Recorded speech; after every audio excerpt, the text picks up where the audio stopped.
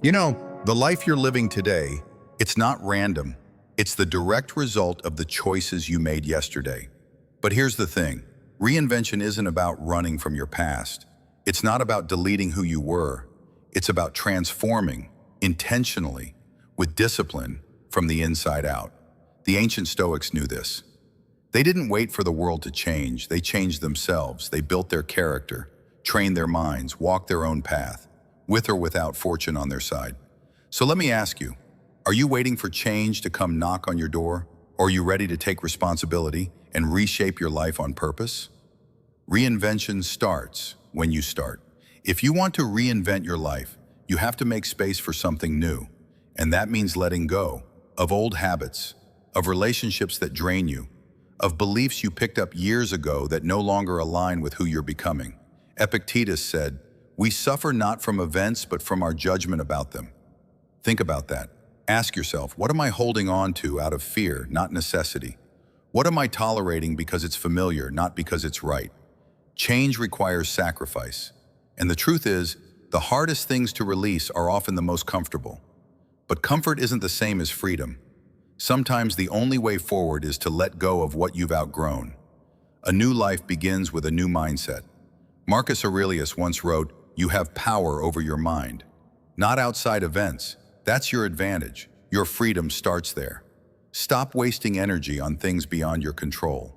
The news, the opinions, the noise, that stuff, it's endless.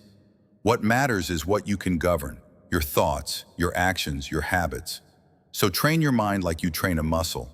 Cut the distractions, drop the comparisons, quiet the doubt, and then strengthen the body, move it, challenge it, push it, because a weak body weakens the will, and a weak will gives up before the battle even begins. This is the foundation. Mind first, then muscle, and then momentum. Reinvention isn't just about chasing success, power, or status. It's not about climbing higher.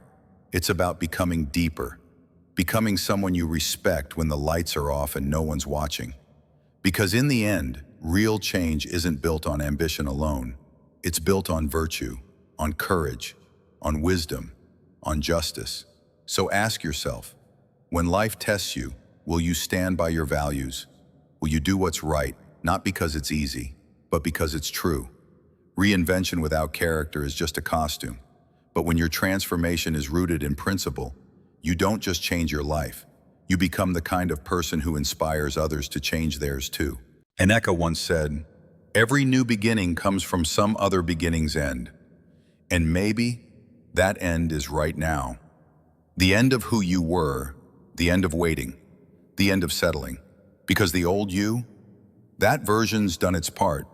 But the new you, the one who accepts reality, lets go, builds strength, lives with virtue, that version is waiting, and it's time. So rise. Rise not just to survive, but to own your life, not tomorrow, not when you feel ready, now. You were never meant to live small, you were meant to live on purpose.